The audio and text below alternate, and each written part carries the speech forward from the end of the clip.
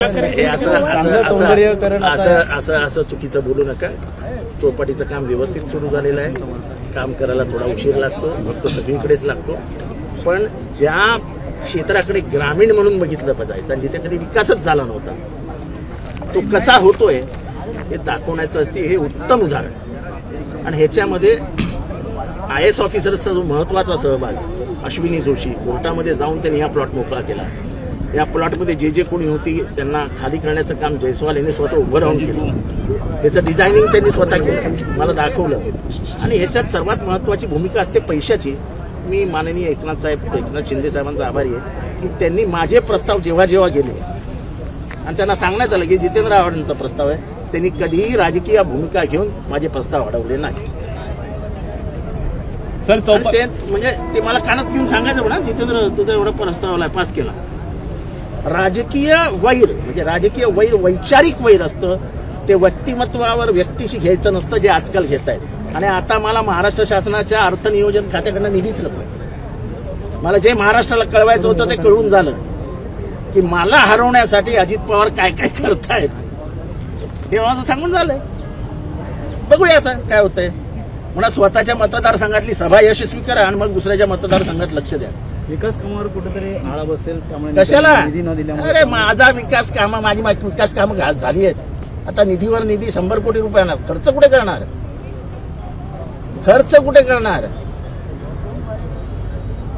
थोडं कामाचं 100% कुठल्याच शहरातली होत नाही, नाही मुंबई शहरामध्ये कामच करावी लागली नसती। आता मुंबई शहराचा निधी हा वापरतायत ना, सरकार वापरतंय ना, सगळ्या FDs होत आहेत त्या मोडून काम करतंय ना, मग त्या निधी तो कोणाचा निधी आहे? अहो शहरी भागात सरकार पैसा देत नसतं। 15-2 ही योजना असते ग्रामीण रस्त्यांसाठी, ती ग्रामविकास मंत्र्यांकडे असते। तुम्ही जा आता गिरीश महाजनांच्या बंगल्यावर 100 आमदार सापडतील 15-2 वर सह्या घेण्यासाठी।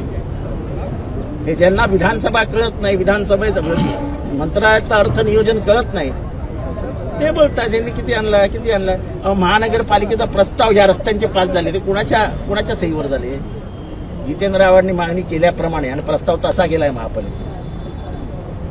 म्हणजे पार हा कोण म्हणजे तो तिथला पहिला टप्पा जो विसर्जन घाट येतो तो तिथपासनं ते भारत गिअर पर्यंत हा सगळा रस्ता हा माझ्या प्रस्तावावर झालाय। 90 फीट रोड म्हणजे तो नवीन रस्ता तो माझ्या प्रस्तावावर झाला। माझं मी करत नाही, पण आगील सगळ्यांनी मिळून जे काम केलंय ते दिसतंय। श्री लाटाला सुरुवात नाही मला काही त्याच्यासाठी आता ऐसा ये जनता बहुत होशियार है, बहुत होशियार है। ऐसा 50 करोड़ रुपया लाके कि मैं काम कर रहा हूँ, तो पब्लिक पागल नहीं है। टेंडर निकलेगा, टेंडर फूटेगा, फिर बरसाते जाएंगे, फिर हरियाली आएंगी, फिर पंछी आएंगे, फिर पंछी अंडे डालेंगे, फिर बड़े होंगे, फिर जाएंगे। ये तो चलते ही रहता है, मौसम है। तर राज्यात तो चुनाव का मौसम आ गया है, समझ लेना। सर राज्यातली मोठी बातमी आहे की छगन भुजबळ यांनी शरद पवारांची भेट घेतली। कालपर्यंत जे छगन भुजबळ अजित पवार म्हणतात गप्पा होत्या त्यासाठी गेले होते। समाजावरती राग काढू नका असं देखील, आणि कोणाचा ते फोन आला म्हणून बहिष्कार टाकण्यात आला असं देखील काल टीका केली आणि आज भेट घेतली 15 मिनिटाची भेट झाली। तिला येऊ द्या रे, तिला त्यामुळे शालेकरी पोरीला आज ते भेटायला गेलेले आहेत आणि त्यावेळी त्यांनी OBC आणि मराठा या विषयावर देखील चर्चा केली आहे। काय प्रतिक्रिया द्याल? असं आहे की महाराष्ट्राच्या राजकीय संस्कृतीतला हा मोठेपणा आहे। भुजबळ साहेबांनी काल टीका केली म्हणून शरद पवार रुसून बसले नाही। एका मिनिटात त्यांना प्रवेश दिला, एका मिनिटात त्यांना अपॉइंटमेंट दिली आणि दोघं काय चर्चा केली असेल मला माहिती। आणि मी तुम्हाला सांगतो हे दोघं जे बोलतात ते जगाला सांगत नाही, ते दोघं पक्के पोचलेले नेते। त्यामुळे कोणी काय सांगितलं असतं हे छगन भुजबळ हे बोलले ते बोलले, तुम्हाला काय माहित नाही ते काय बोलले। त्यांचं म्हणणं की एकत्र येऊन बैठक करावी। पहिली गोष्ट म्हणजे विरोधी पक्षांना विश्वासात घ्यायचं नाही, हे गेल्या 2 वर्षाचं धोरण आहे। मला आठवतं बाबासाहेब आंबेडकर विद्यापीठ मराठवाडा ते जे विद्यापीठाचं नामकरण झालं तेव्हा सगळ्या विरोधी पक्षांना एकत्र घेऊन बसून निर्णय झाला आणि तो अंमलात आला. जेव्हा एवढा मोठा सामाजिक प्रश्न उभा राहिला होता तेव्हाच तुम्ही विचार करायला पाहिजे होता की सर्व राजकीय पक्षांना एकत्र आणूया आणि याच्यावर तोडगा काढायला गेला. तुम्ही क्रेडिट गेम खेळायला गेले. एक एबीसी ओबीसीशी बोलतोय, एक मराठा समाजाशी बोलतोय. तुम्ही काय जाऊन बोलताय मला कळलं तर पाहिजे. मला त्यांच्याबरोबर बोलायचंय तर मला तुम्ही तर सांगा तुम्ही काय बोलून आले. त्याच्याशिवाय आम्ही कसे जाणार. आणि मग निष्कारण शरद पवारांनी फोन केला असेल, ते कशाला फोन करतील. तर काय दुसरी कामं नाहीत. आणि आम्हाला काय राजकारण समजत नाही. आम्हाला पण झाले तर 35 वर्ष साहेबांबरोबर. आम्हाला समजतं ना की तुम्ही आम्हाला ट्रॅपमध्ये पकडण्यासाठी आणलं होतं. दुर्दैवाने तुम्हाला 2 समाज घटकांना लढवता लढवता तुम्ही स्वतःच ट्रॅपमध्ये अडकले. सहनही होत नाही आणि सांगताही येत नाही अशी अवस्था आहे.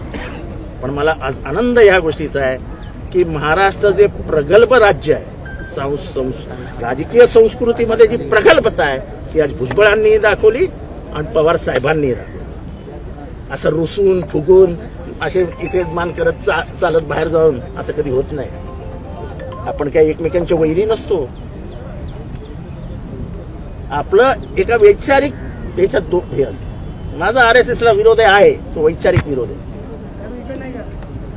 तो राहील. राजकारणाचा विरोध हा पॉलिटिकल असला पाहिजे, तो वैचारिक असला पाहिजे, आयडिओलॉजिकल असला पाहिजे. जे नवीन सुरू झालंय ना ठीक आहे बरोबर. आणि आज या दोघांनी मिळून त्याला साफ केलं. मला आनंद आहे की महाराष्ट्राची समृद्ध लोकशाही आणि समृद्ध संस्कृती जिवंत ठेवली. त्याबद्दल मी कार्यकर्ता म्हणून दोघांचेही आभार. छगन भुजबल कह रहे हैं कि पवार साहब की तबीयत खराब थी इसलिए मैं गया था उनसे मिलने. अच्छा है ना. देखो बात यह है इधर तो किसी को अभी कुछ बोल दो तो तुरंत वो कैमरा बंद करके निकल जाएगा. जान दो यार, क्या रावड़ साहब क्या साला समझते क्या खुद को. कल इतना बोला गया तो भी पवार साहब को मिलने गए. अगर वो तबीयत पूछने गए तो अच्छी बात है. अपने पूर्व श्रमिक के नेता का इतना वो ख्याल रखते हैं, क्या कम है उसमें, क्या कम. और उनको भी बुलाया अंदर बिठा. हमको हम कल जाने वाले थे, मैं जाने वाला था, जयंत पाटिल जाने वाले थे, शेका पक्ष के जयंत पाटिल जाने वाले थे. हमको सबको बुला गया कि तुम बताओ मेरी तबीयत खराब. और तबीयत खराब होने के बावजूद वह जब भुजबल साहब में मिलते हैं तो भुजबल साहब का कद भी आप पहचान लीजिए. अच्छी बात है, पर बोले मिले ना. कल इतनी टीका हुई उनपे, कल मिले ना. लेकिन जिस तरीके से छगन भुजबल जी को लोकसभा में जिस तरीके से पीछे ये रखा पिछली गया, बातें जाने दो. लेकिन जिस तरीके से अब लगातार अनेक नेता जो है सत्ताधारी है शरद पवार से मुलाकात कर रहे हैं, उनके साथ में आने की ऐसा कोशिश कर रहे हैं, शरद पवार एक जादू की काड़ी है, जादू की चाबी है. सबको मालूम है ताला खोलने वाला ताली क्या बोला चाबी बनाता कौन है, मास्टर की. लेकिन ये अगर नेता आना चाहे तो क्या पार्टी की तरफ से दरवाजे खुले. आपको शरद पवार जी का घर मालूम है कहाँ पे, सिल्वर होटल उधर पूछे. नाही. लेकिन अगर आप एक नेता आहे, दिग्गज नेता आहे, जरांगे साथ देखील फटका बसला असता राज्य.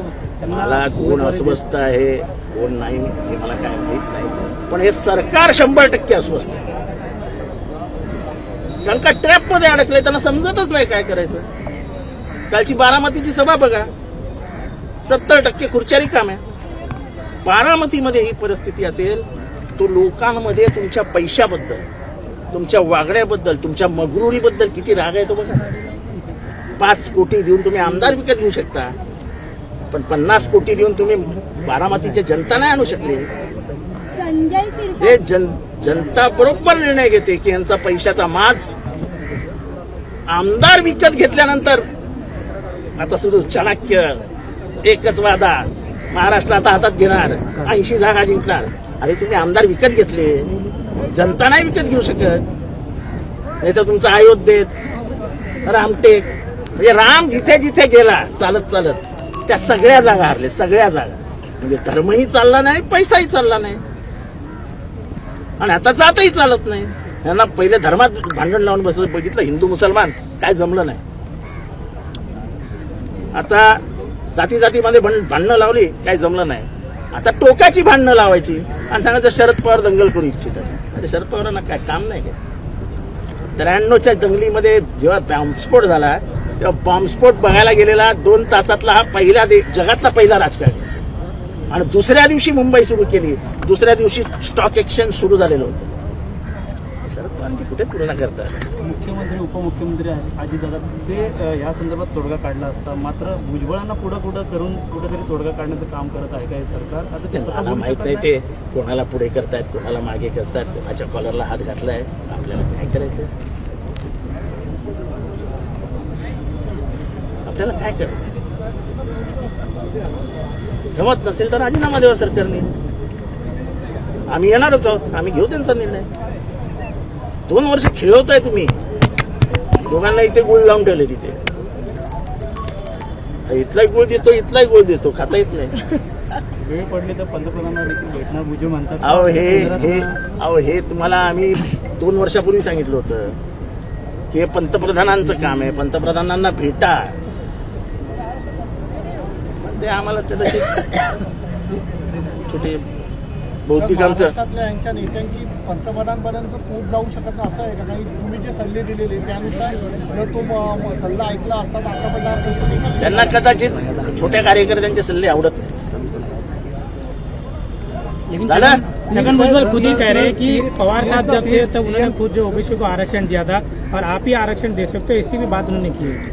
मंडल तो ये उन्होंने कल नहीं बोलना चाहिए था ना कि वो दंगा भड़काने की कोशिश कर रहे हैं. मैं उनको कल याद दिलाया है, सुबह भी याद दिलाया हूं कि जब मंडल आयोग लाने का जब निर्णय हुआ तो बड़ी बड़ी जनजातियों ने उनको विरोध किया था. उन्होंने कहा नहीं, जो पिछड़ा आदमी है उसको आरक्षण मिलना चाहिए. और हम मराठाओं के भी बाजू से हमारा भाषण है खुद का कि जो गरीब मराठा है उसको आरक्षण मिलना ही चाहिए. असं आहे की अडकला, असं ते बुडायला लागला माणूस की तो हातपाय मारतो, टक टक टक टक टक टक टक टक टक टक. मग तो पवारांना पकडतो आणि बघतो वाचलो तर वाचलो, पण वाचतातच. सर, तुमच्या मतदारसंघाला अनुसरून एक प्रश्न आहे. अनेक विकास कामं तुमच्या मतदारसंघात तुम्ही केलेले आहेत, त्यामध्ये विटाळाचा उड्डाणपूल असेल किंवा आंबेडकर भवन असेल, परंतु अजूनही ते उद्घाटनाच्या प्रतीक्षेमध्ये ठीक आहे, आहेत. डेडलाईन देखील त्यांच्या ठरला होता, परंतु उद्घाटन त्यांचं करण्यात आलं मुख्यमंत्र्यांना नव्हतं. वेळ नाहीये. पण जो विटाव्याचा उड्डाण पूल आहे तो लोकांनी उद्घाटन करून आता चालायला पण सुरुवात केली. विटाव्यावरनं उड्डाण पुलावरनं ठाणा स्टेशन 4 मिनिटात जातात लोक. आंबेडकर भवनाचं सर, आंबेडकर भवन पण सुरू झालं तर काय? मुख्यमंत्र्यांना वेळ मिळेल. हॉस्पिटलचं आमचं उद्घाटन थांबलंय, आता चौपाटीचं उद्घाटन येईल. मुख्यमंत्र्यांना वेळ खूप बिझी असतात, ते जेव्हा वेळ मिळेल तेव्हा पूर्ण उद्घाटन. मला काय उद्घाटनाची घाई नसते. लोकांना माहिती आहे काम कोणी केलंय. उद्घाटन त्यांनी करावं ना, त्यांचा तो अधिकार आहे, ते मुख्यमंत्री. मी पहिल्याचा युथ काँग्रेसचा कार्यकर्ता असतो ना तेव्हा उद्घाटन करून मोकळा झालो असतो. मी सुद्धा माजी मंत्री आहे. आता थोडा प्रोटोकॉल राखतो मी, सभ्यता बाळगतो. सर, 30 दर्शन योजना आरक्षण थांबवलं. नोकरी भरती जे आहे ते काही जण आंदोलन देखील करतात. मात्र त्यांना SC ST OBCला या सरकारला काहीही द्यायचं नाही आहे. सगळी स्कॉलरशिप रोखून धरलेल्या आहे. माझं स्पष्ट मत आहे, हे सरकार मनुवादी आहे. आणि म्हणून बहुजन समाजाच्या सगळ्या स्कॉलरशिप, मराठा समाजाच्या, OBC समाजाच्या, शेड्यूल कास्ट समाजाच्या आणि शेड्यूल ट्राईब समाजाच्या सगळ्या स्कॉलरशिप अडवून धरल्या. पैसेच देत नाहीत. म्हणजे शिक्षणापासून बहुजनांना वंचित ठेवा, हे जे मनुस्मृतीत लिहिलं होतं त्याचा ते अंमल करतात. ABP माझा, उघडा डोळे बघा नीट.